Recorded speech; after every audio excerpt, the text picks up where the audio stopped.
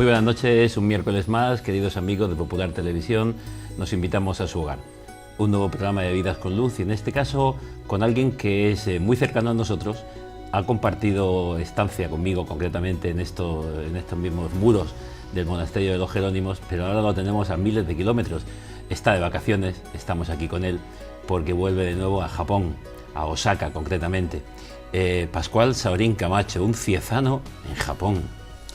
El único ciezano, creo, el único ciezano que está en Japón. Hace poco estuvo Camacho, José Antonio Camacho, que lo han hecho seleccionador nacional de China, que está cerca, pero yo creo que soy el único ciezano. Ajá.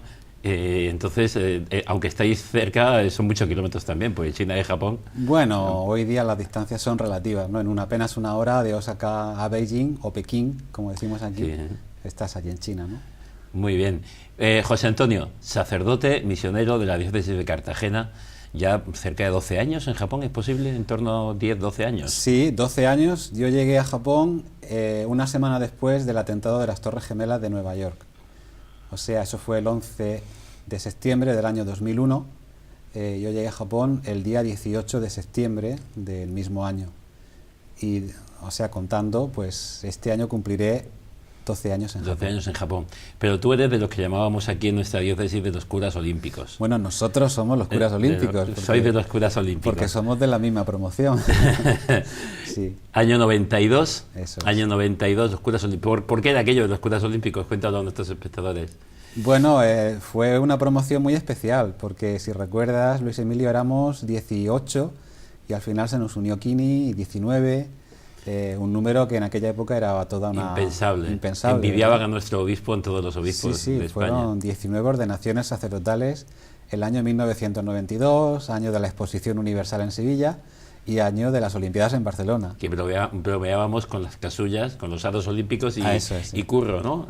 Sí, en lugar de una cruz, pues los aros olímpicos y en lugar de Jesús, sí. Curro, pero bueno, no hubiera sido muy ortodoxo aquello. ¿No? Aquello hubiera estado de más. Muy bien. Pascual, cuéntanos un poquito, primero, ¿por qué sacerdote? Después llegaremos por qué sacerdote y misionero. Sí. Pues como todo es un misterio, yo la primera vez que pensé en el sacerdocio recuerdo que debería tener unos 15 años, 14, 15 años. Para mí la figura del sacerdote era una figura como muy especial, ¿no? Casi como un santo. Lo que pasa es que conforme vas cumpliendo años y te vas planteando el futuro, yo sentía una inquietud muy grande de servicio hacia la humanidad. A la vez estaba muy vinculado a mi parroquia de San Juan Bosco, en Cieza. Y entonces en ese proceso uno va sintiendo, le decimos llamada, ¿no? Le decimos voz interior, una inquietud muy grande a entregar la vida a la humanidad desde la fe que uno tiene, ¿no? Sin saber todavía concretar en qué. Yo no sabía concretar en qué exactamente. En un primer momento pues quería estudiar psicología, o quería hacer periodismo, en fin, en aquella época pues incluso pues en el grupo juvenil salíamos con chicas.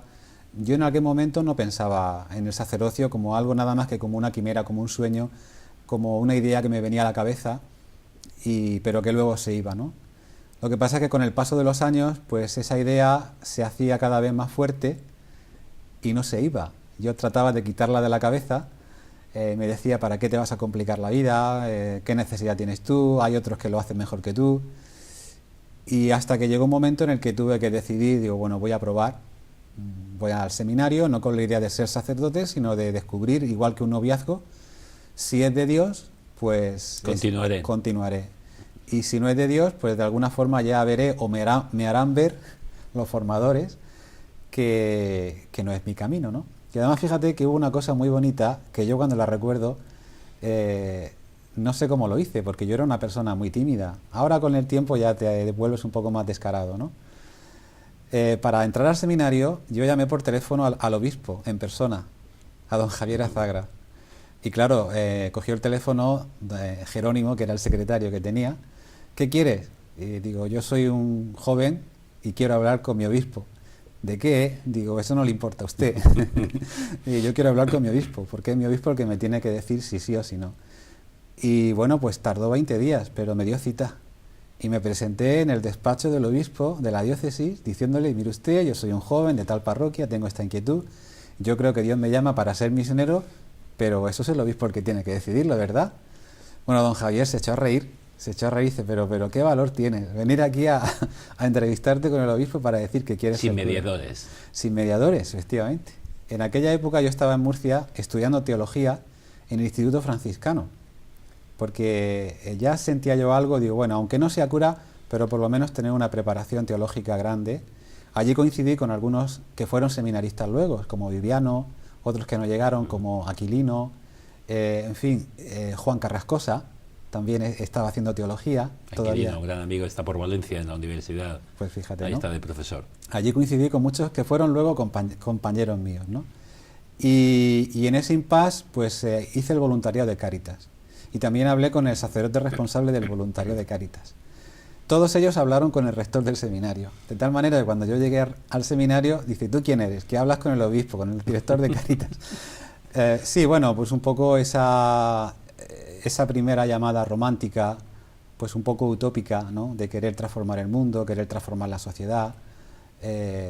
A los 18, 19 años, pues si no tienes esa inquietud, ¿cuándo la vas a tener, verdad? Y así empezamos. El primer año que yo entré en segundo, contigo, entramos aquí, en los Jerónimos, y recuerdo ese año como uno de los años más felices de mi vida. A pesar de los fríos y de que no cerraba ninguna ventana. A pesar de la lluvia, de las tormentas, del agua que entraba por las paredes, del frío que hacía, de los mosquitos, había muchos mosquitos también, todo era relativo porque podía más el deseo de seguir a Jesús, podía más el deseo de dar rienda suelta a esa inquietud que sientes en el corazón, a probar y probando ir viendo si es tu camino o no. Años tras años la vocación se me ratificaba, yo descubría que efectivamente que no era un sueño pasajero, sino que era realmente pues Dios estaba tirando de mi vida, conduciendo mi vida, encauzándola a través de unas mediaciones, ¿no? Hasta el final, bueno, pues que el rector y el obispo vieron conveniente y me vieron adecuado y apropiado para ser sacerdote. Y dijeron, solicita. Y con 24 años pues me ordenaron sacerdote. Muy bien, y ahí tienes el destino en varias parroquias, en varios lugares, y compartes también esa tarea de sacerdocio, pues vinculándote a algunas tareas muy concretas también de servicio, ¿no? Porque estuviste muy vinculado con el Hogar Nazaret en Cartagena, ¿no? Sí, yo en primer lugar estuve 2 años en el campo de Cartagena, que esos fueron, sin menospreciar el tiempo que estuve en Cartagena, pero el campo de Cartagena es un territorio especial, ¿no? La gente es especial. Roldán, El Jimenado y los Martínez del Puerto. Yo creo que han sido los 2 años más felices de mi vida, en esas 3 parroquias. Luego, a los 2 años, don Javier me trasladó a la parroquia de San Ginés de la Jara de Cartagena, que estaba detrás del Hospital del Rosell, y ahí estuve 5 años, ¿no? Como la mayoría de sacerdotes jóvenes, siempre se nos encarga pues la pastoral juvenil, y luego yo, esa inquietud social que he tenido siempre me llevó a involucrarme en el voluntariado de Torre Nazaret, que era un hogar de acogida para los enfermos terminales del SIDA. Bueno, eso lo compaginé con las clases de instituto en el Isaac Peral, que me dio acceso a la juventud. Fueron años muy bonitos, de mucho trabajo, de mucho esfuerzo. En aquella época era una época también de una crisis muy profunda. Ahora que estamos en crisis parece que las crisis las hemos descubierto ahora y no. En los años 90 en España había una crisis muy fuerte, económica y social, ¿no? Recuerdo que Cartagena, Bazán, pues prácticamente echó a muchos trabajadores. La gran reconversión de Cartagena fue en aquel instante. Totalmente, manifestaciones incluso violentas. Yo recuerdo que llegaron a prender fuego a la Asamblea Regional. Enfrentamientos con la policía. La droga en aquella época era terrible. Lo es hoy, de otra forma, ¿no? Pero en aquella época es que realmente segaba vidas, ¿no? Y la parroquia era una parroquia de un barrio, pues obrero, pues de gente que estaba en el paro, con una realidad social durísima. Y sin embargo, cuando te pones en las manos de Dios y cuando pones tu vida, como el último evangelio que he leído ahora, ¿no? Con las bodas de Caná, cuando llenas la tinaja de tu vida hasta el borde, no te quedas a medio, cuando la llenas hasta el borde, es cuando se obra el milagro, ¿no? Que es una interpretación muy bonita que me ha enseñado por internet un actor español, Rafael Álvarez el Brujo. El Brujo. Que tiene bastantes contactos con la vida espiritual, ¿no? Y esta interpretación que la vi en internet me gustó mucho, ¿no? Llenar nuestra vida hasta el borde, hasta que no cabe más, ¿no? Y solo en ese momento es cuando Dios hace el milagro, cuando transforma nuestra agua en el vino nuevo, ¿no? Y realmente cuando uno pone todo lo que tiene, todo lo que sabe, y se vuelca completamente al 100%, ¿no? Es cuando descubres que es Dios quien te va llevando. Y es en ese momento cuando decides pues transformar tu vida de una parroquia que estabas a gusto, estabas bien, estabas trabajando, y cómo viene el de pronto acudir al IEME, al Instituto Español de Misiones Extranjeras, y decir, yo me voy de misionero. ¿O Sí. tenías idea de algún sitio ya? ¿O surge así? ¿Cómo viene esa idea? ¿Cómo viene este curso ya tu etapa?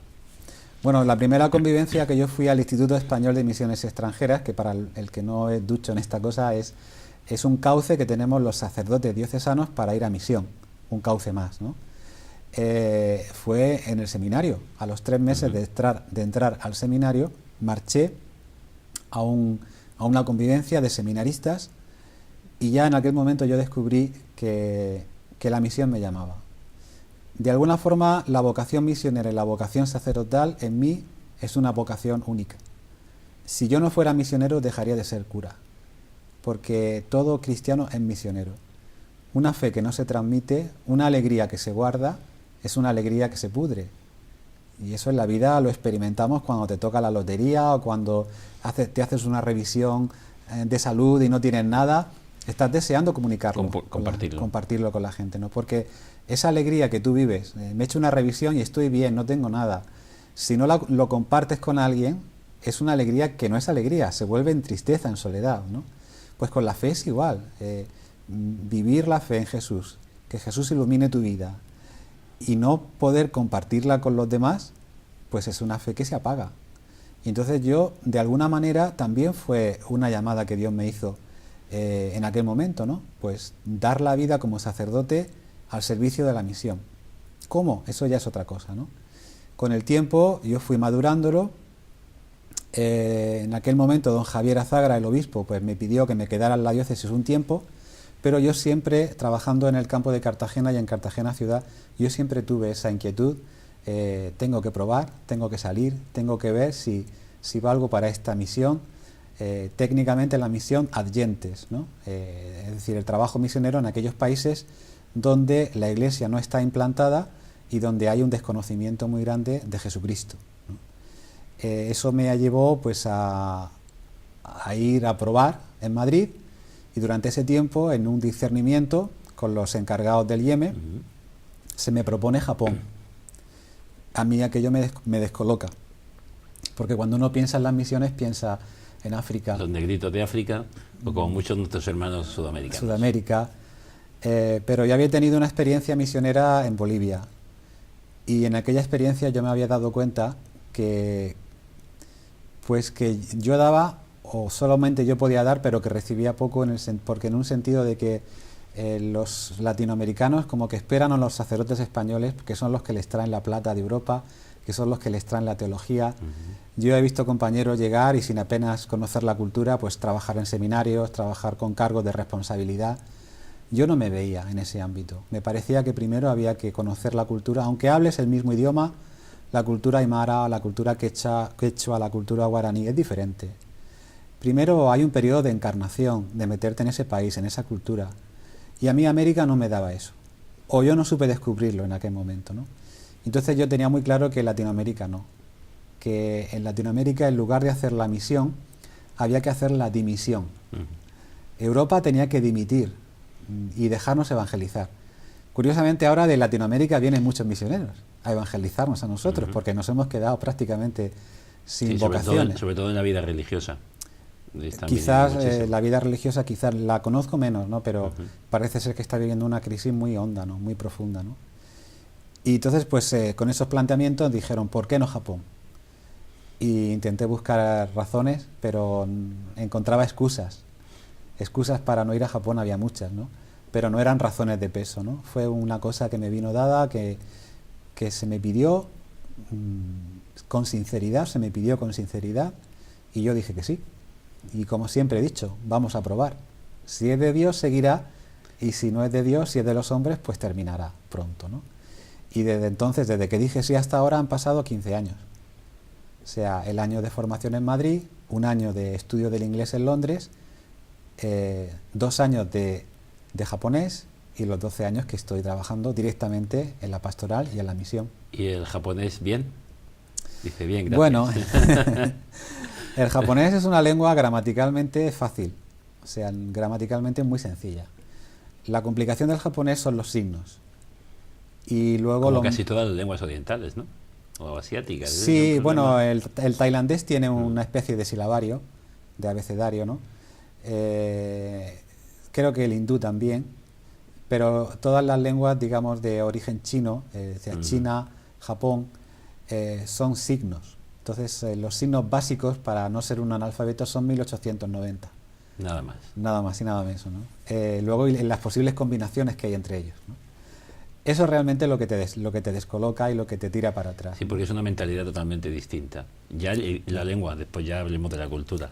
Bueno, es que la lengua, en el fondo, toda lengua es una representación de la cultura. La lengua no hace más que expresar la cultura de un pueblo.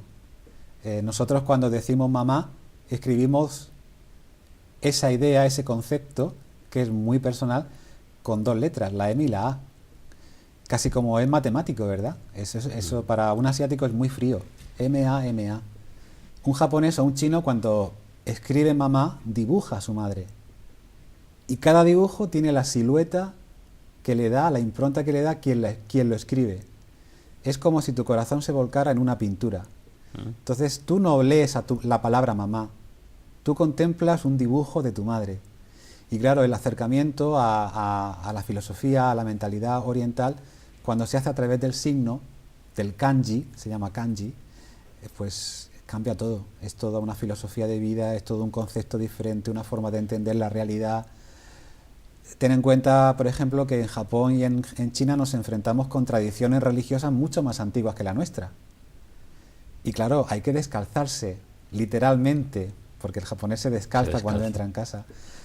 Un cristianismo que no se descalza en Asia cuando entra al continente de Jesús de Nazaret, porque él es asiático, es un cristianismo que nunca podrá entrar en Asia.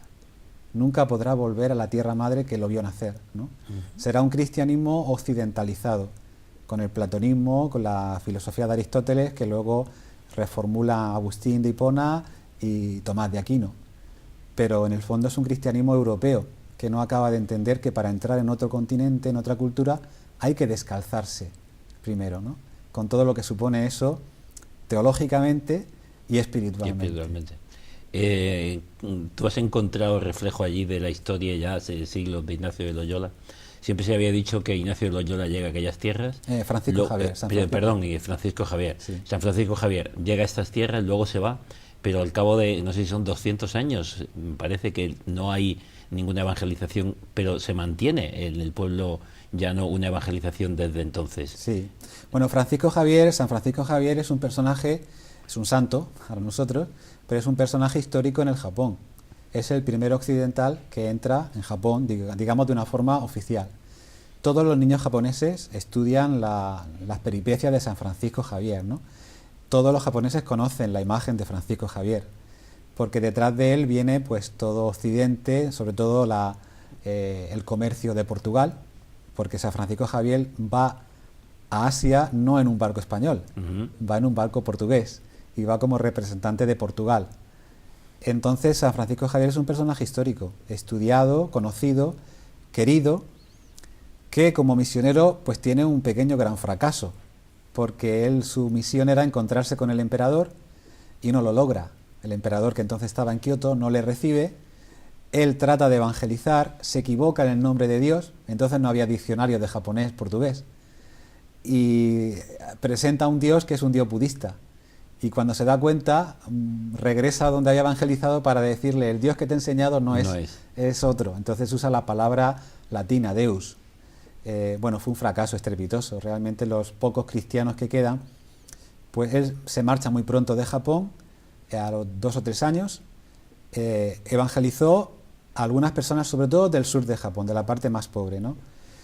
Pero sin embargo, esa pequeña semilla, esa pequeña simiente, cuando Francisco Javier se va, queda, permanece y crece. Y crece. Y creció, curiosamente. Es que esa es la historia curiosa de la del fructificar de la semilla. Eso es, eso es. A veces nosotros trabajamos y no vemos los frutos, ¿no? Pero cualquier trabajo que se hace con amor, cualquier trabajo que se hace con sinceridad, con entrega, con honestidad, con lealtad, eso no se muere, eso permanece y eso da fruto. Francisco Javier como misionero pues fue un fracaso, igual que lo fue San Maximiliano Kolbe. Maximiliano Kolbe como misionero fracasó porque enfermó. Estuvo unos pocos meses en Japón y sin embargo dejó pues una semilla preciosa de trabajo, de constancia. En los pocos meses que estuvo dejó impronta en el país. Cuando vuelve a Polonia todos sabemos que lo detienen y muere en un campo de concentración. Bueno, pues Francisco Javier igual, fue una semilla que dio fruto más tarde. Ese cristianismo incipiente se ve doblegado o se ve acallado por el emperador japonés, que prohíbe el cristianismo, porque con el cristianismo venía el imperialismo occidental. Claro, nosotros, desde nuestro punto de vista, ¿por qué los japoneses prohibieron 250 años el cristianismo? ¿Por qué machacaron a los cristianos, los persiguieron, los mataron? Porque los japoneses estaban viendo lo que los portugueses, los españoles y los ingleses estábamos haciendo en Filipinas, en India. Y veían ahí un peligro. Y veían un peligro. Ellos no querían perder su libertad, no querían perder su país. Y ellos dijeron, detrás de la fe cristiana vienen los creyentes Pensaban occidentales. una colonización occidental. Hubiera sido eso, realmente hubiera sido eso. Portugal hubiera colonizado Japón. Y entonces los japoneses, en previsión de esa colonización, prohíben todo aquello que huela a extranjero, entre ellos la fe cristiana, ¿no? Claro, los cristianos fueron masacrados, pero se ocultaron y estuvieron 250 años de forma clandestina manteniendo su fe sin sacerdotes. Y esa fe se mantuvo. Ellos se bautizaban, el hombre del agua. En lugar de catequistas había una figura que era el hombre del agua, que era el que bautizaba. No podían celebrar misa porque no había curas, ¿no? Pero mantuvieron su fe durante 250 años de generación en generación de forma clandestina, hasta que un día un sacerdote francés en Nagasaki recibe la visita de unos pescadores japoneses que se habían enterado que había un extranjero cristiano, pero no sabían si era protestante o católico. Y le hacen las 3 preguntas famosas, ¿no? ¿Su mujer dónde está? Y el sacerdote dice, no, nosotros no podemos casarnos, es célibe. Esa figura, esa mujer que hay ahí, ¿quién es? María. ¿Y tu jefe quién es? El Papa que está en Roma. Y esos japoneses se arrodillaron y dijeron, usted y nosotros tenemos la misma fe, somos católicos. Esa sorpresa que se llevó el sacerdote francés fue impresionante. 250 años manteniendo la catolicidad de la Iglesia de forma clandestina, y habían mantenido esos 3 principios para saber que no eran protestantes, que eran católicos, que el Papa es el jefe supremo, que los sacerdotes no se casan y la Virgen María. La Virgen María. ¿Cómo es tu tarea del día a día en una parroquia, en una cultura distinta? Y me imagino que tampoco muchísimo número de feligreses, o sí, tienes gente. Porque a veces pensamos, muchos, pocos, también es un número relativo. Sí, yo estoy en una parroquia grande en Japón. Eso quiere decir que tengo más de 1000 cristianos. Tengo aproximadamente unos 1100 cristianos. Japón tiene el porcentaje de católicos del 0,4% de la población. Por eso digo, ¿que es relativo o es en función de porcentajes? Somos muy poquitos católicos. Sin embargo, la Iglesia tiene mucho prestigio, es muy conocida. Dicen que aproximadamente un 12% de los japoneses se consideran cristianos de corazón, es decir, con cierta simpatía hacia la fe cristiana, ¿no? En la parroquia lo que hago habitualmente, una vida cotidiana, es levantarme. No me levanto muy temprano, la verdad, me levanto sobre las 7, 7:30, y tengo, bueno, la oración de los laudes, el desayuno, y luego la misa a las 9:30 de la mañana, que es muy tarde en Japón, porque normalmente las misas son a las 6:30 o a las 7 de la mañana. Pero en mi parroquia, como no hay religiosas y la mayoría de gente jubilada, las que van a misa de diario, pues tampoco quieren madrugar mucho, entonces la misa la hacemos a las 9:30 de la mañana. Después vienen diferentes actividades.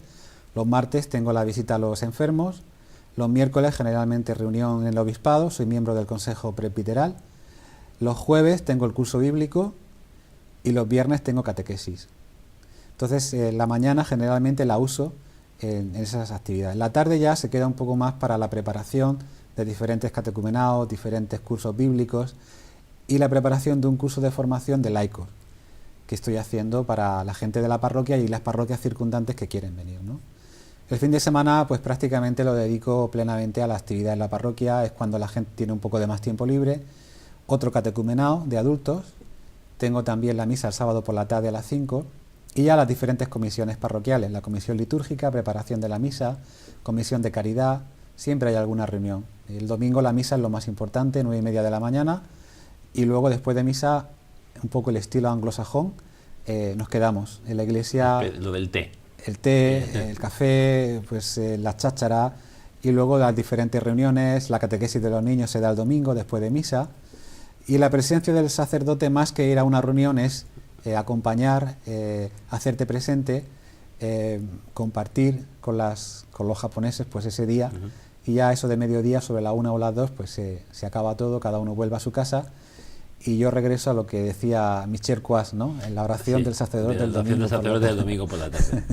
De la soledad y la oración. Eso es. Pascual, ¿qué te ha aportado Japón para la fe? Porque a título personal, una cultura totalmente nueva y distinta. Y luego también, la pregunta es doble, puedes contestar como quieras. O empezando primero por esta segunda. Cuando llegas a Japón has dicho que hay que descalzarse, incluso para manifestar y presentar a Jesucristo. ¿Qué te costó más en ese descalzarte de la mentalidad de sacerdote occidental español en Asia? Claro. Lo que cuesta mucho es ese descalzarse. Cuesta mucho trabajo porque yo tengo una configuración mental, teológica, psicológica occidental. Nosotros pensamos, el pensamiento pasa al corazón y entonces hablamos, ¿no? El proceso en Japón es diferente, en Asia, ¿no? Bueno, en inglés también existe, by heart, dicen ellos, ¿no? De memoria, decimos nosotros, ¿no? Me lo he aprendido de memoria, y de memoria es esto, pero en inglés es by heart, me lo aprendo de corazón. La memoria guardada en el corazón. Guardada en el corazón. Lo sentido. Entonces, en Japón es igual. La lucha tan grande que existe cuando estudias japonés en la escuela de japonés, que estudias sin saber, sin conocer lo que estás estudiando, como un niño. Los niños no aprenden razonando, aprenden escuchando y repitiendo. Y a base de escuchar y repetir, es como una esponja que va asumiendo poco a poco, toda una forma de sentir, toda una forma de pensar. Yo llegué a Japón con 31 años y con esa edad ya tienes una configuración mental muy hecha, muy occidental, y cuesta muchísimo trabajo cambiar de registro, ¿no? Cambiar de mentalidad, es lo que más cuesta. Más que aprender japonés, es aprender a hablar y a callar en japonés. Porque tan importante como hablar en japonés es saber callar en japonés. Y tú sabes que yo he sido muy imprudente y muy bocaza muchas veces, ¿no? Esa inquietud, sin malicia, porque yo creo que no he tenido nunca malicia, pero a veces sí hablan más de la cuenta, dicen más cosas de la cuenta. Yo comparo, por ejemplo, las telenovelas españolas y japonesas, y las series españolas son horribles porque no paran de hablar y de hablar. Y yo me pasa igual, hablo y hablo y hablo. En Japón lo importante es el silencio. Más importante que lo que dices es lo que no dices. Entonces es leer el corazón del otro. A mí lo que me ha aportado Japón, espiritualmente hablando, es ese salir de mi tierra, de Abraham. Sal de tu tierra y vete a una tierra que te mostraré. No es un salir geográfico, es un salir espiritual. Y como sacerdote occidental, porque si no soy occidental no podría ser sacerdote, sin renunciar a lo que soy, entender y comprender y enriquecerme, salir de mi tierra occidental, de mi sistema teológico, con lo que conlleva de peligro y de riesgo, ¿no? Y de heterodoxia. Y aprender a transmitir mi fe espiritual y teológicamente con unos registros y con unas claves asiáticas, sin caer en la heterodoxia. Efectivamente. Entonces, claro, eso es una tensión terrible la que tú sientes, porque tú quieres llevar el catecismo, tú quieres ser fiel a... Esa misma tensión te mantiene en expectativa, te mantiene activo. Es como aquel que va conduciendo y que no domina la carretera ni el vehículo. Claro. Pero lo que pasa es que ese estrés es bueno si te mantiene en una tensión que te hace controlar el coche, ¿no? Pero es malo si te sobreestresas y ya sabes que el estrés es la antesala de la depresión. Entonces, en Japón el riesgo que hay, riesgo real, y que yo lo he sentido y lo he palpado, es que el estrés espiritual y el estrés teológico sobrepase, digamos que tu límite, ¿no? y entonces desborde y puedas equivocarte. Y yo sufro mucho. ¿Qué catequesis estoy dando? Estoy dando la catequesis que la Iglesia quiere dar, pero la estoy dando de una manera que no sea occidentalizar, romanizar. Estoy yendo al Evangelio como la fuente de la que emana el catecismo, de la que emanan los dogmas, o estoy reinventándome yo un dogma nuevo para aplicarlo aquí. Esa tensión es terrible. Es una tensión complicado, que yo supongo que todos los teólogos tienen, ¿verdad? Cuando tienen que explorar. Es lo que se llama la inculturación, no convertir en el Evangelio lo que no es, claro, sino manifestarlo en las culturas. Se nos va el tiempo, pero hay un par de cuestiones que no quiero que dejemos de hablar. La última vez que estuviste en casa, en Cieza, en tu casa, con tu familia, y volviste después a Japón, estando aquí es cuando ocurrió el famoso tsunami, sí, el tsunami. Hace 2 años. Sí. Volviste con miedo, con temor, porque no sabías qué ibas a encontrar. ¿Qué encontraste en la población? ¿Qué viste allí? Y cómo pues aquí nos ha llegado la noticia que el pueblo japonés supo reaccionar. ¿Fue así realmente? La impresión que a mí me dio cuando llegué, la primera impresión que te da cuando llegas es que la zona afectada están en estado de shock. Todavía hoy. Todavía hoy. O sea, es como un accidente el cual tú recuerdas como unas pesadillas que regresan. Yo he estado en la zona. El año pasado estuve en el verano, recorrí aquella zona y hablé con las personas que están desplazadas, que viven en...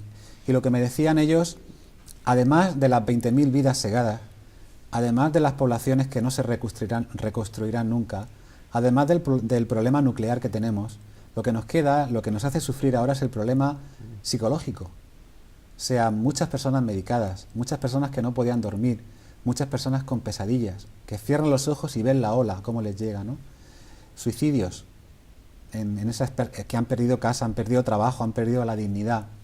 Shock, un shock total, ¿no? Sin embargo, en la parte sur donde yo estoy a unos 800 kilómetros de donde hubo el desastre, a primera vista yo vi indiferencia, una indiferencia grande, ¿no? Claro, eso es el japonés. El japonés no puede mostrar los sentimientos. Él tiene que mostrar lo que llaman el tatemae, que es la fachada, pero en un buen sentido, lo que tú quieres que el otro vea. No quieres problematizar a la otra persona, no quieres que la otra persona sufra, se preocupe excesivamente de verte sufrir a ti. Entonces te pones el tatemae, la fachada, digamos como la máscara, para mostrar al otro lo mejor de ti mismo. Y sacrificas esos sentimientos y los llevas por dentro. Entonces un extranjero lo que ve es indiferencia. Pero en el fondo, cuando escarbas un poquito, realmente hay una situación de shock, de un cambio terrible en el país, ¿no? Bajó el PIB tremendamente. Japón es un país que tiene una deuda externa, una deuda hacia ellos mismos, pero una deuda mucho más grande que España. Andan por el 200% del PIB. España anda por el 80%, ¿no? Es decir, bueno, hay unos problemas económicos graves. Están respondiendo, pero realmente estamos ante un cambio de paradigma. Yo creo que estamos ante un cambio de era, personalmente, ¿no? Japón lo vive con un hecho histórico que fue el tsunami, terremoto, tsunami. Quizás España lo está viviendo con esta crisis, ¿no? Que desde luego va a tener un antes y un después. Pero claro, estamos desconcertados. Todavía no nos hemos dado cuenta de lo que está pasando, ¿no? En ese sentido, pues la Iglesia tiene mucho que aportar, ¿no? Y nosotros como cristianos, que somos peregrinos, que el caminar supone dejar atrás un paisaje, dejar atrás unas fuentes, dejar atrás pues unos puentes y seguir caminando, ¿no? Pascual, ¿qué te recuerda y a qué te trae a la mente? En el mundo hay muchos caminos, pero solo uno lleva el amor. En el mundo hay muchas verdades, pero hay muchas vidas, pero solo una vida de verdad. Sí. ¿Qué te recuerda? Bueno, me recuerda a un joven, un adolescente con una guitarra en la mano y un papel y un bolí, escribiendo una canción para un concurso de la canción misionera. Eso es lo que me recuerda. Y ahora pues me recuerda con mucho cariño ver que en las parroquias se sigue cantando esa canción. Y tantas otras. Y tantas otras, y que los niños siguen cantándola. Que ha habido algún niño que me ha enseñado esta canción tan chula que acaba de aprender en el coro. Y claro, yo no le he dicho, esa canción la hice yo hace 25 o 30 años, ¿no? Me recuerda pues un periodo de mi vida muy bonito, que fue necesario, pues un poco también dulzón, un poco también ñoño, pero eso fue necesario pues para para que muchos jóvenes se encontraran con Jesús. Y bueno, pues una canción que creo que me va a acompañar hasta el final, ¿no? Efectivamente, esa es la que más, de algún modo, triunfó. Sí, sí. Quizás no sería la que tú elegirías entre todas las compuestas, pero fue la que ganó aquel festival, o presentaste y... Bueno, tengo que decir que ganamos 5 veces en Murcia y ya nos dijeron que no nos presentáramos más, ¿no? Y a nivel nacional fueron 2 premios nacionales, ¿no?, de la canción misionera. Y detrás de eso habían coros parroquiales, detrás de eso había, como Diego de esta casa, ¿verdad?, que empezó pues en el seminario menor y luego pues se aprendió mis canciones y bueno, un montón de gente joven que hoy día son felices matrimonios, son sacerdotes, gente de parroquia, gente que no tiene mayor adscripción que su barrio, su parroquia, su pueblo. Pues una experiencia gratísima, dando gracias por ese tiempo tan maravilloso. Y el reto que tengo es a ver si puedo componer algo en japonés. Pues estaremos deseosos de escucharlo, a ver cómo suena una música de un occidental en Japón, en japonés, con el acento japonés, no solo en la letra y en los signos, sino también en esa cultura que transmitirá desde ahí. Muchísimas gracias, Pascual. A ti, me gustaría pues que acabaras con un mensaje de esperanza. Lo estabas diciendo cuando hablabas de esta crisis, esta realidad que es global en el mundo, porque hoy no podemos hablar de una crisis en Japón que no toque España, o una crisis europea que no incide en Asia, ¿no? Sí. Pero háblanos de este Jesucristo, camino, verdad y vida, que es el que a ti te ha cambiado la vida y te ha lanzado pues a la misión universal. ¿Qué nos dirías en esta noche? Yo, mira, supongo que las personas que nos están viendo tendrán sus dramas personales, sus tragedias. Es una sociedad que se está rompiendo, es una sociedad que está muriendo en algún sentido, hay problemas de salud, problemas familiares, ¿no? Pero nosotros creemos en la resurrección. Y yo creo que el gran mensaje que tenemos que transmitir de palabra y de vida, de palabra creo que lo hacemos, los sacerdotes, ¿no? La vida es otra cosa. A los sacerdotes muchas veces nos ven tristes o nos ven enfadados o nos ven en las homilías que transmitimos nuestras frustraciones, nuestras neuras. Yo lo que me gustaría es cambiar esto y decir, Cristo está vivo y Cristo nos ayuda y Cristo está aquí y hay esperanza y creemos en la esperanza, tenemos fe, creemos en el amor, ¿no? Yo lo que me gustaría transmitir es un mensaje de optimismo y de esperanza. Obama dice, yes we can, sí se puede realmente, no porque nosotros podamos, sino porque Dios puede en nosotros, ¿no? No sé, meter una inyección a esta iglesia española de optimismo, de esperanza, de alegría, una iglesia que no se atrinchere contra una sociedad, contra un laicismo que dicen que es agresivo. No nos atrincheremos contra ellos, ¿no? A pecho descubierto, aunque nos den por todos sitios, ¿no? A pecho descubierto, con sinceridad, con alegría, proponiendo nuestra fe, sin caras largas, sin caras amargas, sin enfado porque vamos perdiendo terreno. Pero sí es normal que perdamos terreno. Si hemos sido una sociedad católica a la fuerza, es normal que esto se normalice y que la gente vaya respondiendo con sinceridad, ¿no? Veamos nuestra fe en un proyecto muy largo, en un proyecto que evoluciona, que se transforma y sobre todo tengamos mucha esperanza porque esto que lo lleva es Jesús y Dios y Jesús no nos va a dejar de la mano jamás en la vida. Yo estaré con vosotros hasta el fin del mundo. Hasta el fin del mundo. Cuando la primera vez que yo vi a don Javier Azagra fue en este monasterio, en un encuentro de catequistas, yo era catequista, y me compré un libro que se llamaba Fe y Vida, escrito por Miguel Ángel Gil, nuestro catequeta. Y me acerqué a don Javier, yo era un adolescente con 14, 15 años, ¿no? Y le dije, don Javier, escríbame aquí algo. Y ese libro lo conservo todavía. Y don Javier Azagra puso, no temas, yo he vencido al mundo, alégrate. Pues con ese mensaje del obispo Azagra, que ha cumplido 90 y tantos años. Va a cumplir los 90, está a punto de cumplir los 90 en estas fechas. Yo diría eso, ¿no? No temáis, que Dios ha vencido al mundo. Pues con este mensaje, nunca un mejor mensaje para acabar este programa. Alegría, esperanza, fe, vida, amor, que 5 palabras. Gracias, Pascual. Nos has traído una inyección desde Asia, una inyección fuerte. Si vieras a nuestro paisano por China, pues le das saludos. Quizá coincidís en algún avión. Y si no, pues aquí estamos cada vez que nos necesitéis para estar con vosotros. Y ustedes, señores y señores, muy buenas noches por acompañarnos un miércoles más. Volvemos el próximo miércoles, si Dios quiere, a estar en su casa y a estar con ustedes. Muchas gracias.